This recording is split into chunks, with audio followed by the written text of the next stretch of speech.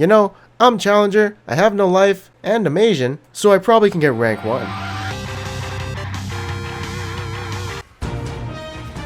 予知夢で見た最強の敵スーパーサイヤ人ゴッドと戦うため39年ぶりに目覚めた破壊神ビルス。一方平和な地球ではブルマの誕生パーティーが開かれようとしていた。その頃悟空はただただ強さを追い求め北の海王の下で修行を積んでいた。Alright, so let's get right into the game. So we play Rek'Sai in this game, cause you know, he was open. And I like it when champions are open, especially the meta champions. So right here, this bitch flashes, and I'm like, you know what, she's kind of dead.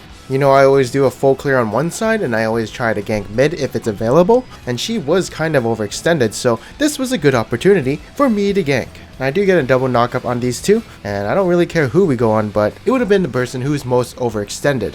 Once this TP comes in, you know, we kind of want to back out, but Braum basically shits on the Trundle, and I'm like, wait, we can win this, so I tunnel in, get the guy who does the most damage, probably also could have killed Janna, but I gotta focus the person who's higher priority. And somehow we get a double kill out of that, I don't know how. Now here is something I see in the top lane, and Akali is living for a really long time, so I can definitely do a nice counter gank, and also Trundle is level 5. So we definitely win that 2v2. Now aka Lai wants me to dive the Gragas, I'm like, you sure about this? I don't really have flash to flash out, but it does turn out for the best. And it is worth because the enemy is denied a CS wave, plus Akali gets stronger, and we also get the assist gold while the enemy doesn't. Now if you didn't see Orianna on the map, it would not be a good dive. It would turn in what we call a risky dive. And what do we not like? We don't like risks. We are a bitch and like playing standardly.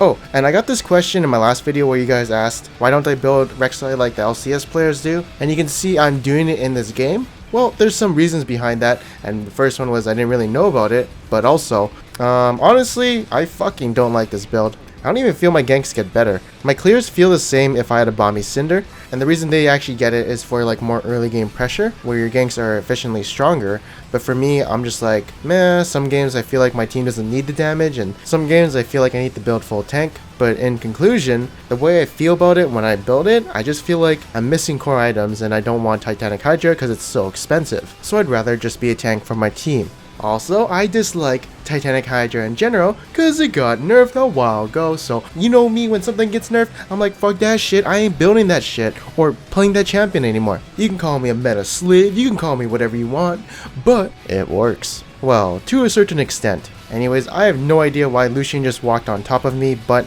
now I'm blocking his call, so Akali doesn't die, and we all survive, even the Akali. So finally we do round 3 in the mid lane again, and this time it's going a little bit better. To be honest, me and Akali were really confused on why we were losing the early game skirmishes. Like, we felt a little stronger, to be honest, but apparently we weren't that strong, and now finally this little team fight is actually going our way for once. You can see Lissandra still had her ultimate but didn't use it, oh, just pointing that out there. But it don't matter, you can see this Ezreal is going ham and somehow does a lot of damage. I'm like, why does he do so much damage? Is Triforce Ezreal that OP? Question mark, clickbait title video? Maybe in the future, maybe? I don't know. But anyways, right here you can see we're sweeping the Baron. We have all of it cleared. But you see that Scuttle Crab? That's theirs. So we're like, let's hop over that wall and get the Baron. Even Akali goes on my tunnel, while Braum and Lissandra distract them from coming in. So this way we're sneaking the Baron, and the enemy has a false sense of security. Wow, we sure are some clever people. Anyways, my team is like, let's catch some people. And I'm like, whoa, we're kind of not there, but, you know, it is all 5 of us, so might as well slip it in. And Lucian walks over me again. He could have actually dashed or something, I don't know, but yeah, he just kind of suicided. Also, Trundle is in the bot lane, so since we have Baron and we're ahead, we can destroy them. And we basically went off that, giving us some LP. Also, hi YouTube, next game I play Soraka, and we're just trading a little bit with enemy bot lane. Got a flash here, or else the Mumu will bandage toss on me. And now Gragas appears for a little counter gank. He does miss the body slam, which would have probably got us a kill on Mumu, but he does get away. And now we dive dash because she is easily killable. We do eventually get her. But this is such a greedy play. This was my call. You can see Vel'Koz is MIA, and all we had to do was take the tower. Honestly, that would have been a better choice than doing this like super long extended dive, and we should have definitely known. But I don't know, it was just me kind of being a little bit more aggressive on support with my calls instead of being like a backline bitch and doing my team wants. But it is definitely a little bit different when you're in the support role instead of the jungle role. But yeah, Vel'Koz is getting extremely fed from all these choices. But yeah, this game not looking too hot. And then the enemy starts doing Baron and we're kind of zoned off.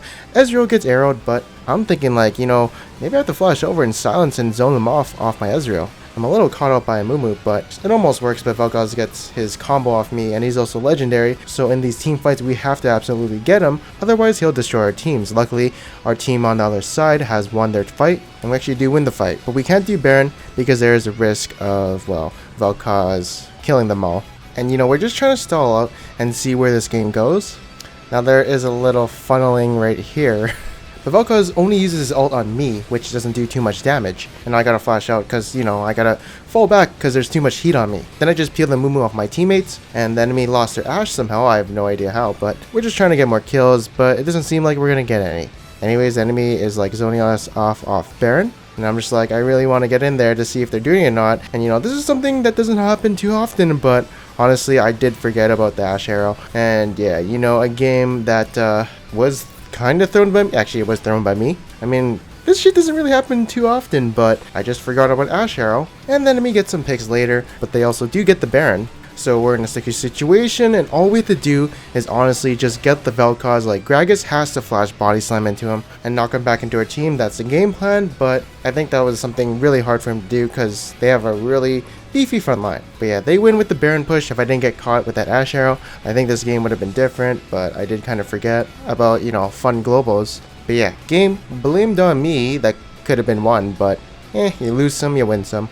Next game we play Soraka. You know, we're just trading, having some fun. My attention is on trading and not really on the mid laner who is MIA, which is something I have to work on, is my map awareness when I'm playing support. Like, this could have been prevented if I have better map awareness. And later on, Sona does flash ult to me, which is kind of good because I do want to bait the enemy team into diving us and committing and getting this gank to work.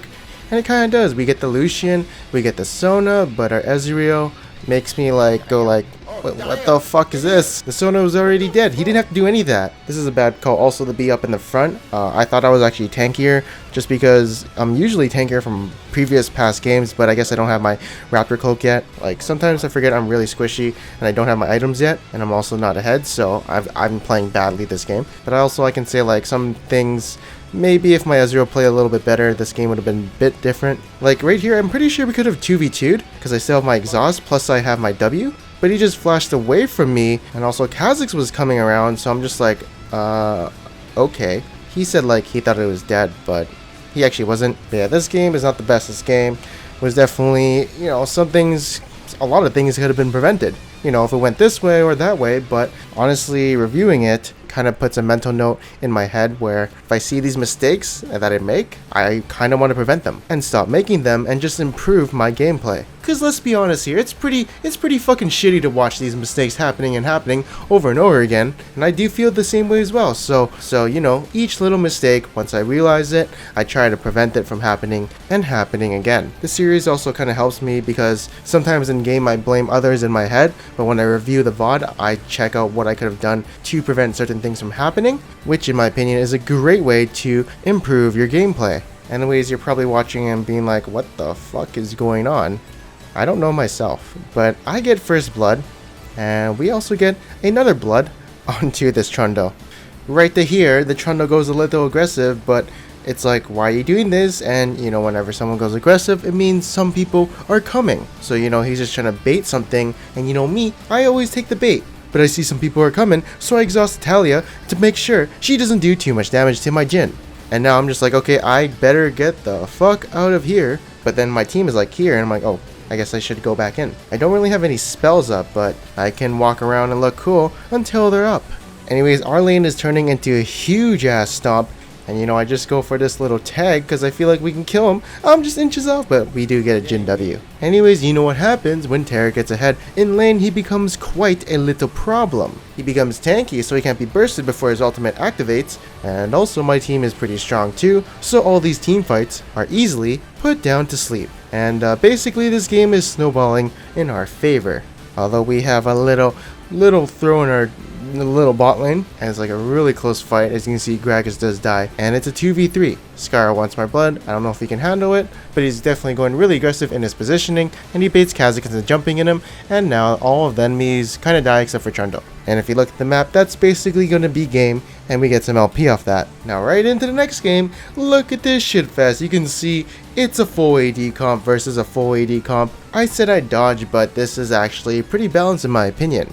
Now we're doing the Grump, because that's what bot lane does. But then these people appear from the bush, and all because I didn't ward over this wall or in the river, so they just snuck in when we're doing the Grump, and I was pretty cheesy, and now I'm just like, okay, I guess that's why people in the bot lane actually put a ward down in the river, so now I'm not going to be so greedy of holding on to my ward until the laning phase, and when we do the Grump or Golem, I'm going to ward out. Anyways, after a bunch of things happen, I'm just making a lot of mistakes, you know, here and here and here and here and here. But you know what usually happens? I feed, and then I don't know if I win, because enemy team gets the Baron. But look, it's a 3v5. Kled's in the top lane, they're focusing the tower, and Sivir is left to die. Now they have 5 people kind of collapsing on them, and right from here we get some breathing room because enemies have died. Now the thing is, we're actually better in the late game because we have Shen, which kind of does magic damage and is also building really tanky, so a lot of armor. And also we have a Yasuo who ignores 50% of armor due to his ultimate. And we have me, Soraka, who builds a lot of armor anyways and becomes a healing armor tank thingy. They have Hecarim and Kled and Thresh, who all kind of fall off in the late game, and you know, a lot of people who can't really build armor or full tank. And yeah, having a Yasuo, you know, is definitely better than Ezreal mid or even a Sivir. By the way, the Ezreal is not going full AP, he's going AD for some reason. Now it doesn't matter we're going even or kind of losing these team fights as long as we get something out of it and stall the game. Anyways, people are collapsing on this mid lane, and Yasuo is kind of caught out, so I'm just trying to do as much as I can for him to survive. Also, one thing you're probably thinking is, why didn't I build Ardent Sensor? You have a Yasuo, Shen, Rek'Sai, and Ashe. Well, the thing is, I need to get these armor items before I do anything. And Ardent Sensor would be a really OP item right now, but you know, also, I was doing not so good in the early game, so I didn't really have a lot of money. And we did the Baron because there were 2 people in the bot lane, and now they're coming up, and I'm just like, you know, tanking as much as I can, which is pretty good. I mean, I have 249 armor, but I get shredded pretty quickly. Luckily, my team got the Baron, and you know, this is the point where I'm feeding, I'm like, you know what?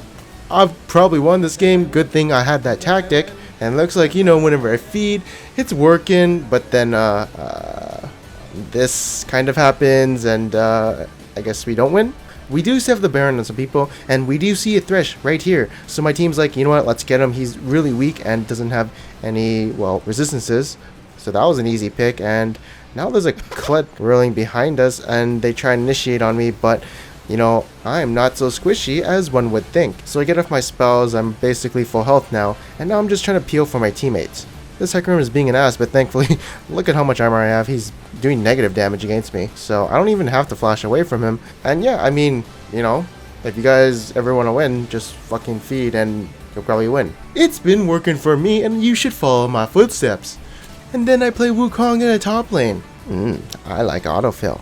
And then I don't know this Darius matchup at all. I'm getting shit on, but I get a kill because Gragas takes a little bit too much damage. And then right here, you know, I see a Darius, and he's just like kind of cucking me, and I'm just like, oh shit, he actually can kind of fuck me, and that's what he's doing right here. And you know, Gragas is behind him, but honestly, he probably would have killed me either way. Again, I don't know how Wukong works in the top lane. I think it's just like play safe and then maybe shit on them later, but you know, I actually have no clue. I was being denied a lot of CS in the top lane, and I was like, maybe if I go aggressive, I might shit on him, but he does shit on me. So he actually almost 2v1s here, but luckily he doesn't, and I get a kill. And I just try and harass him, but turns into an all-in because I'm kind of caught out. And then I'm like, oh yeah, that's right, he can shit on me because of his passive. I think it might be time for me to go back to my safe top lane tank range matchups. I don't know. Right here in the bot lane, I go for a flash all in. Should have actually canceled my ultimate right here and go into my decoy form, but I didn't think they'd do so much damage in that time. Back to the top lane, a little overextending, without wards in the river, and I die.